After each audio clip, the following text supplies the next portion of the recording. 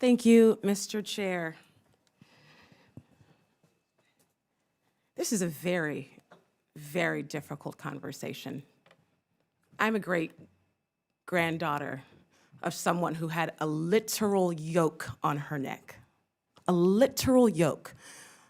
And I will give the 4.5 minutes of my time to my people from Malvern, Arkansas, from those fields. And I want to be clear that 4 out of the 5 of you last year posted on your social media the words of Dr. King.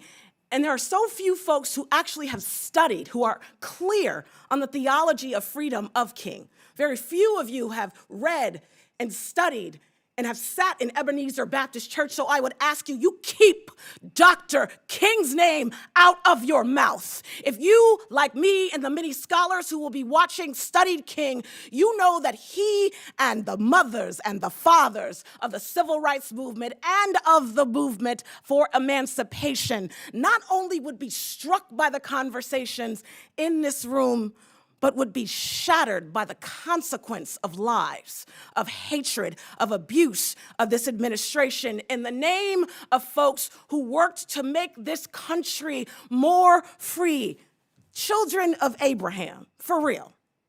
I want to be clear for the young people that are listening today here in this audience, this conversation is not about an acronym. It's just not. It's just not. This is a conversation. It's an attack. It's an attack on what you see right here. Now see, who's on this side of the dais? This was never the plan. It was never the plan to have people of color in positions where they would be able to speak from this place. In fact, folks had to fight tooth or nail to gain access to the front door to this Capitol. I want to be very clear about that. Today's hearing says quietly and actually out loud who the majority believe is allowed to belong in this country.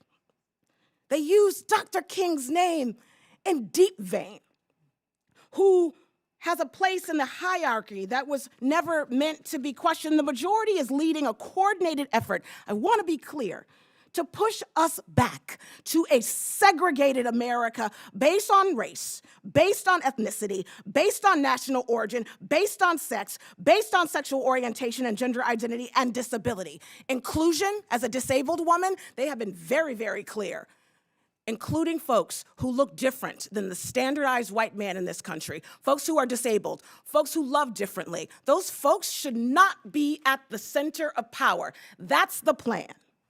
They are motivated by a fear of a multiracial and a multicultural democracy, a fear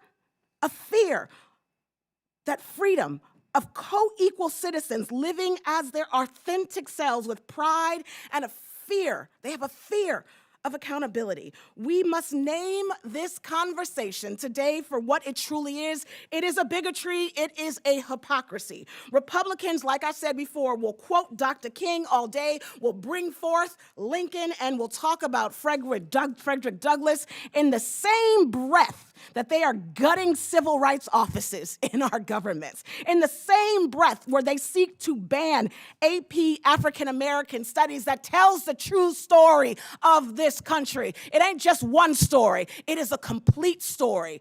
But folks on this dais don't want you to learn it.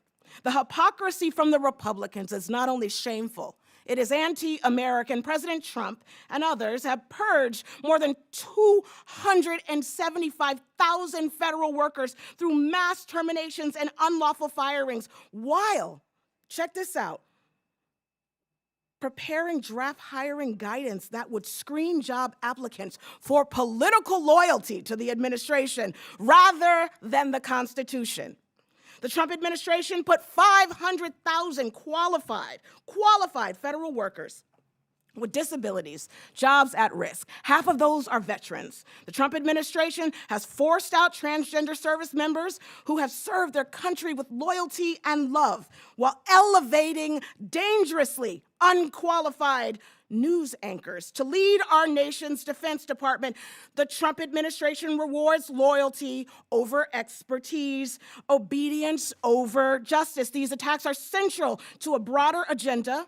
Let me just finish this one sentence that criminalizes protest, that bans books, that erases history and redefines its national identity in narrow and violent terms. A 1950s America is what the goal of this conversation is, and some of us say, hell no. I yield. Mr. Gill.